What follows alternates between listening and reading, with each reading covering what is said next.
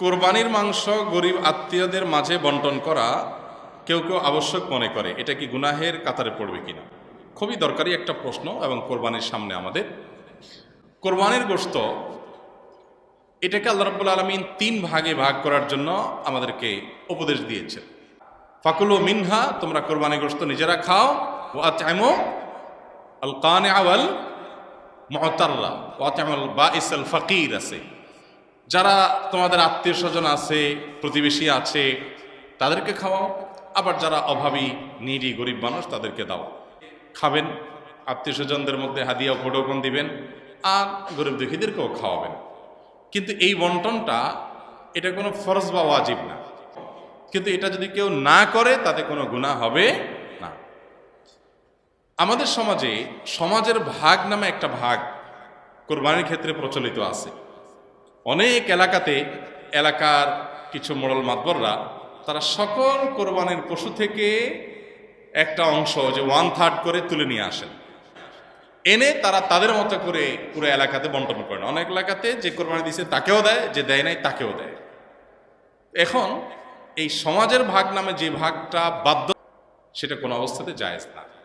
যদি বাধ্যতামূলকভাবে করা হয়, যদি জোরপূর্বক করা হয়। এখন আমার কোরবানির গোশত আমার কাছে নির্দিষ্ট কিছু গরিব আছে জানাশোনা, আমি তাদেরকে একটু দেবো, কোনো গরিবকে একটু বাড়ায় দিব, কাউকে একটু কমায় দিব, দূরে কোনো আত্মীয় আছে তাকে আমি একটু পাঠাবো। এখন আপনি এসে সমাজের ভাগ নিয়ে আপনার মতো আপনি বন্টন করতেছেন। আপনি আমার থেকে নিয়ে আপনার মন মতো এভাবে বন্টন করবেন এবং সেটার জন্য সামাজিকভাবে এক ধরনের বাইন্ডিংস তৈরি করে দিবেন। এটা হলো জোরপূর্বক চাঁদাবাজির মতো।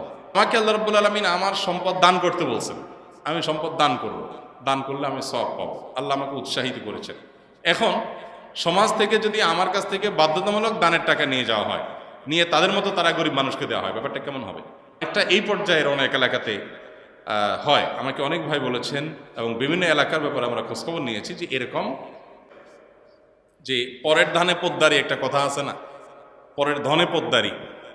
তো অন্যদের কাছ থেকে গোশত কালেকশন করে এনে উনি এবার এই প্যাকেট দিচ্ছে, ওখানে প্যাকেট দিচ্ছে, ইমাম সাহেবকে দিচ্ছে, মজলিস সাহেবকে দিচ্ছে, উনি এখন মোড়ল হয়ে গেছে। এই পরের ধনে পোদ্দারিগিরি করতে গিয়ে দেখা যায় যে আমি আমার কোরবানি গোশত খুশি মনে আপনাকে দিব না, কিন্তু আপনি জোর করে নিয়ে যাচ্ছেন।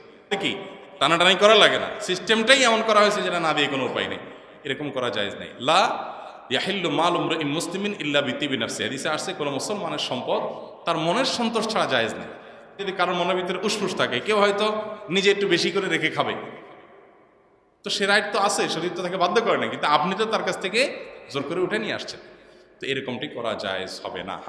গরুতে কয়েকজন অংশগ্রহণ করলেন, অথবা একটা ছোট্ট সমাজের কয়েকজন সম্পূর্ণ উইলিংলি তারা নিজেরা খুশি হয়ে দিয়ে কোনো একজনকে দায়িত্ব দেন যে তুমি সবাইকে সমান করে বন্টন করে দাও, বা গরিবরা সব ঘরে ঘরে যায়, তার চাইতে একটা জায়গা রেখে তুমি দিয়ে দাও, সবাই উইলিংলি করেছেন, সেটা অবশ্যই জায়েজ হতো।